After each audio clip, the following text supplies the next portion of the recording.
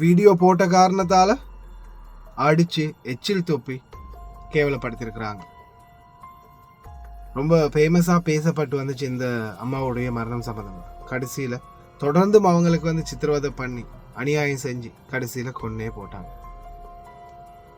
அஸ்ஸலாமு அலைக்கும் வரஹ்மத்துல்லாஹி வபரகாத்து. அன்பார்ந்த அனைத்து உறவுகளுக்கும் இனிய மதிய வணக்கம், மாலை வணக்கம். இதோ மீண்டும் ஒரு துயர சம்பவம். புலாத் சிங்களகி தம்மிகா கூறி இந்த தாயுடைய வீடியோ நீங்கள் பார்த்துருப்பீங்க. இப்போ ரீசெண்டாக சமூக ஊடகங்களில் நிறைய பகிரப்பட்டுச்சு. சவுதி அரேபியாவில் சடலமாக ஒரு ஏரியாவிலேருந்து மீட்டெடுக்கப்பட்டாங்க. இவங்க சவுதி அரேபியாவில் சடலமாக மீட்டெடுக்கப்படுறதுக்கு முன்னாடி கடந்த ஏப்ரல் 21 இவங்க சடலமாக எடுக்கப்படுறாங்க. ஆனா அதுக்கு முன்னாடி அவங்களுடைய குடும்பத்தாருக்கு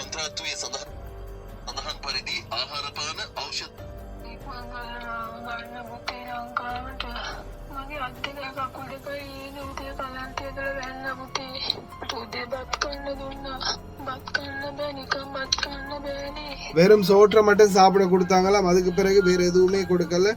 சுகம் இல்லை அப்படின்னு சொன்னா மருந்து கூட எடுத்து கொடுக்கல. கடைசியில அவங்களுடைய அந்த சில நேரங்கள்ல அவங்க ரொம்ப அந்த இதா பேசினதால, குடும்பத்தார் எதிர்த்து பேசினதால கடைசியில சுடு தண்ணியை ஊட்டி இருக்கிறாங்க கையில.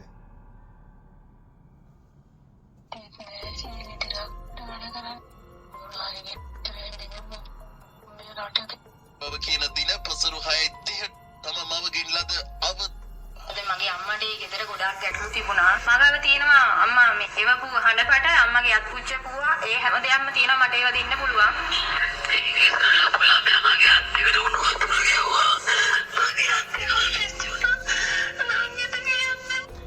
கையில சுடு தண்ணியை ஊட்டிட்டாங்க அப்படின்னு அவங்களுடைய மகள் சொல்லக்கூடிய அந்த அவங்களுடைய வாய்ஸை போட்டு காட்டுறாங்க. அவங்க சொல்லிடுறாங்க. அதே மாதிரி முக்கியமான விடயம் என்னன்னா, வெளிநாட்டு வேலை வாய்ப்பு பணியாளர்.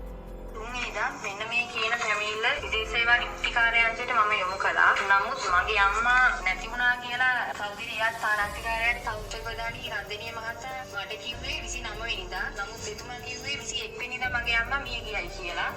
21 இறந்திருக்காங்க அப்படின்னு சொல்லியிருக்காங்க. இப்போ 29 ரந்தனிகள் என்ற அதிகாரி இலங்கை தூதரகம் சவுதி அரேபியாவில் இருக்கிறவர் சொல்லியிருக்கிறார். 29 21 உங்களுடைய அம்மா உயிரிழந்திருக்கிறாங்க அப்படி. ஆனா ஏப்ரல் 3 இவங்க இந்த பிரச்சனை சம்பந்தமாக வெளிநாட்டு வேலைவாய்ப்பு பணியகத்துல கம்ப்ளைண்ட் பண்ணியிருக்கிறாங்க. ஏப்ரல் 3 இந்த கம்ப்ளைண்ட் அவங்க ரெஜிஸ்டர் பண்றாங்க வெளிநாட்டு வேலைவாய்ப்பு பணியகத்துல. வெளிநாட்டு வேலைவாய்ப்பு பணியகத்துக்கு போய் அவங்க அந்த கம்ப்ளைண்ட்டை ரெஜிஸ்டர் பண்ண பிறகு ஏப்ரல் 3 நாங்க தூதரகத்துக்கு அறிவிக்கிறோம் அப்படின்னு சொல்லியிருக்கிறாங்க. தூதரகத்துக்கு அறிவிக்கிறோம் அப்படின்னு சொல்லியும் கடைசி வரைக்கும் தூதரகத்துக்கு அறிவிச்ச பாடம் இல்லை. இந்த தாய்க்கு சரியான ஒரு நீதி கிடைக்கவும் இல்லை. அதே கட்டத்தில் நிலைமை ரொம்ப கைமீறி போயிருக்குது. வீட்டை விட்டு வெளியாக வேண்டிய சூழல். அவங்க வீட்டையும் விட்டு வெளியாகி இருக்கிறாங்க. அதுக்கு பிறகும் விரட்டி பிடிச்சு எடுத்துட்டாங்க, உசுர எடுத்துட்டாங்க. அவ்வளவுதான். කවුරුත් මේ ගැන අම්මා ගැන හොයලා බැලුවේ නැහැ. ඉවසන්න බැරි තැන ගෙදරින් ගියේ මගේ අම්මා. නමුත් අම්මා ගිහිල්ලා පල්ලියක රැඳිලා හිටියා. ඒ රැඳිලා ඉන්නකොට එතනින් කියනවා පොලිසිය අය ඇවිතින් අරගෙන ගිහින් ආපහු ඒ ගෙදර ස්පොන්සර්ටම් බාර දුන්නා කියලා. නමුත් එතන அதே வீட்டுக்கு திருப்பி போலீஸால கொண்டு போய் பாரம் கொடுத்துருக்காங்க. ලොකු වැරද්දක් වෙලා තියෙනවා. මොකද හිරිහැර වන්දර ඒ වෙනකොට අම්මා දවස් දෙකක් කාලා හිටියේ නෑ. විදේශ කටයුතු අමාත්‍යාංශයට දරුම් දීලා තියෙනවා. මගේ අම්මා ගෙලවැල්ලාගෙන මිය ගියා කියලා. නමුත් එයාට මිය යනවා கடைசியா வெளிநாட்டு வேலைவாய்ப்பு பணியகத்துக்கு வெளிவிவகார அமைச்சகத்துக்கு தெரிவிச்சிருக்கிறாங்க. அம்மா ஏதாவது பிரச்சனை காரணமாக அவங்க உயிரை மாய்த்து கொண்டாங்க, அவங்களே உயிரை மாய்த்து கொண்டாங்க அப்படின்ற மாதிரி தெரிவிச்சிருக்கிறாங்க. உங்களுக்கு ரீசெண்டா நான் இந்த சகோதரியோட வீடியோ போட்டிருந்தேன். පක්ෂපාතී පරීක්ෂණයක් සිදු කරන මෙන් ඔවුන් විදේශ සේවා නියුක්ති කාර්යාංශයේ සාමාන්‍ය ඒ පිළිබඳ අපක්ෂපාතී පරීක්ෂණයක් සිදු කරන මෙන් ඔවුන් විදේශ සේවා නියුක්ති කාර්යාංශයේ සාමාන්‍ය අධිකාරිවරයා වෙත ලිපියක් යොමු කරමු. விதேச சேவா நியூத்தி காரியான்ஸ், அதாவது வெளிநாட்டு வேலை வாய்ப்பு பணியகம். ஆனா இப்ப ரீசெண்டா வந்த தகவலின் அடிப்படையில்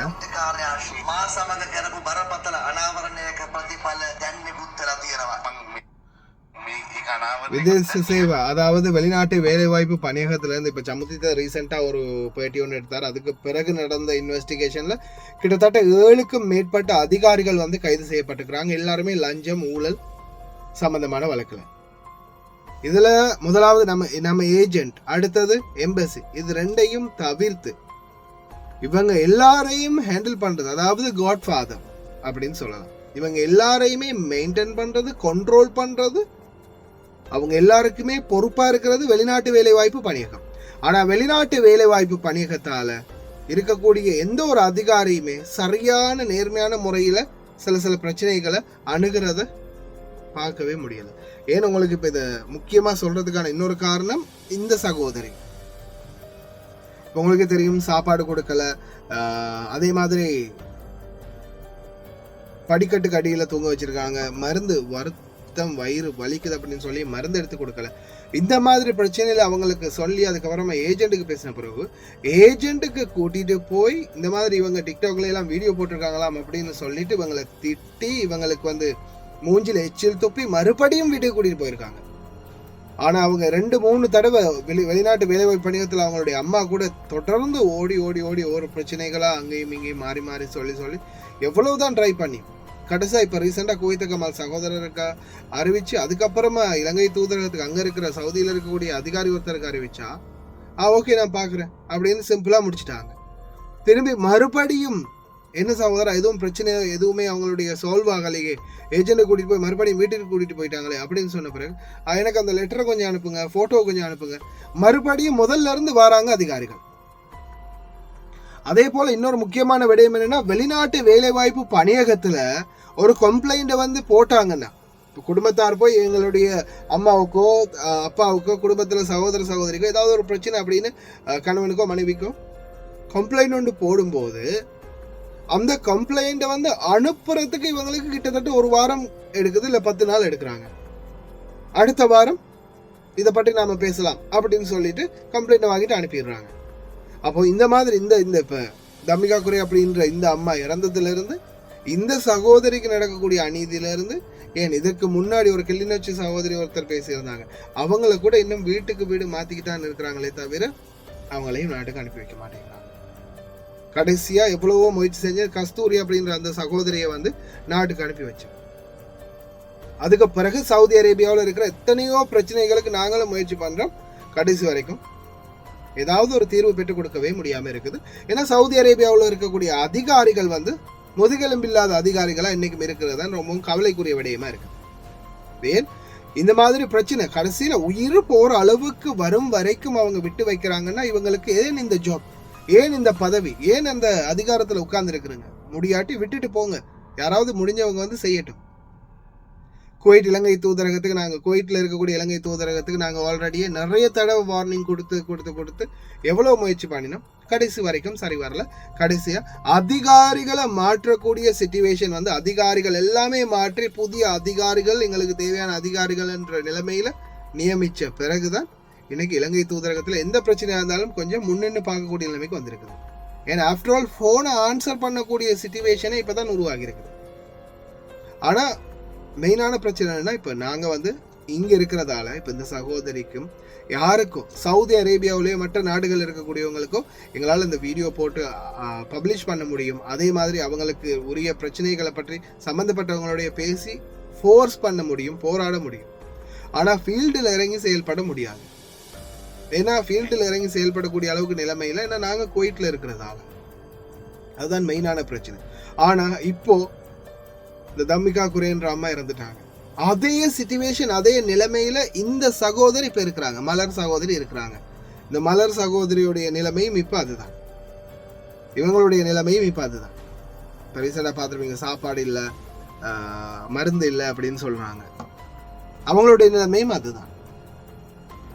இந்த மலர் சகோதரிக்கு ஏதாவது ஒன்று நடந்தால் அதுக்கு பிறகு நிச்சயமா மிகப்பெரிய பிரச்சனைகளை சந்திக்க நேரும். வெளிநாட்டு வேலைவாய்ப்பு பணிகளும் சரி, சம்பந்தப்பட்ட அதிகாரிகளும் சரி. ஏன்னா அந்த அளவுக்கு ஃபோர்ஸ் பண்ணி போராடி நான் வந்து மிஸ்டர் கோவிந்த கமால் அவருக்கு வந்து மெசேஜ் போட்டேன். இப்போ ரீசெண்டாக கூட அவருக்கு பார்த்தீங்கன்னா நான் வந்து வீடியோ அனுப்புங்க அப்படின்னு சொல்லியிருந்தாரு. மறுபடியும் அந்த வீடியோ கூட திருப்பி அனுப்பி வச்சேன்.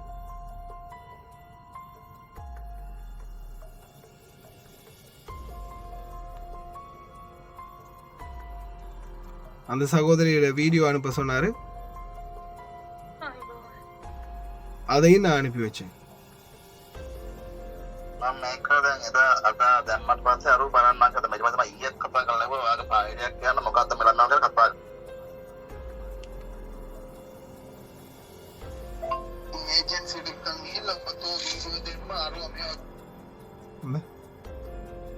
வெளிநாட்டு வேலைவாய்ப்பு பணியகத்தில் போட்ட ரிசிப்ட் கூட அனுப்பி வச்சிருக்குது.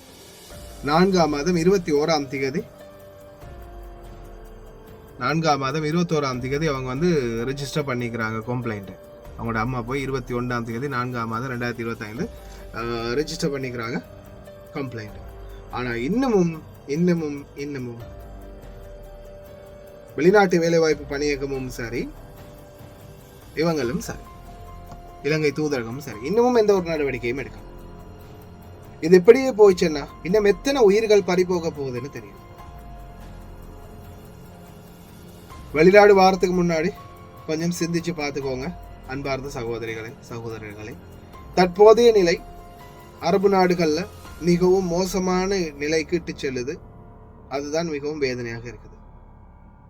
இந்த இறந்த தாயினுடைய மரணத்துக்காவது நீதியை பெற்றுக் கொடுப்பார்களா? பொறுத்திருந்து பார்க்கலாம். பார்ப்போம். இந்த மலர் சகோதரியுடைய பிரச்சனைக்கு தொடர்ந்தும் எக்ஸ்போஸ் பண்ணிக்கிட்டு இருக்கிறோம், தொடர்ந்தும் ப்ரெஷர் பண்ணிக்கிட்டு இருக்கிறோம். அவங்களுக்காவது ஒரு நீதியை பெற்றுக் கொடுத்து அவங்களையாவது உயிரோட அவங்களுடைய குடும்பங்களோட சேர்ந்து வாழ்றதுக்கு நாட்டுக்கு அனுப்பி வைக்கிறாங்களா? பொறுத்திருந்துதான் பார்க்கணும். அதே மாதிரி வெளிநாட்டு வேலைவாய்ப்பு பணியகம் எல்லாத்துக்கும் முதல்ல ஹெட் சரியா இருந்தா தான் மற்ற எல்லாமே சரியாகும். அங்க இருக்கக்கூடிய நிலைமைகளை மாற்றணும் தற்போதைய அரசாங்கம். வெளிநாட்டு வேலைவாய்ப்பு பணியகத்தில் இருக்கக்கூடிய ஊழல்வாதிகளை விரட்டி அடிக்காத வரைக்கும் இந்த அவல நிலை தொடரும். உங்களுடைய கருத்துக்களை மறக்காம கமெண்ட்ல பதிவு பண்ணுங்க.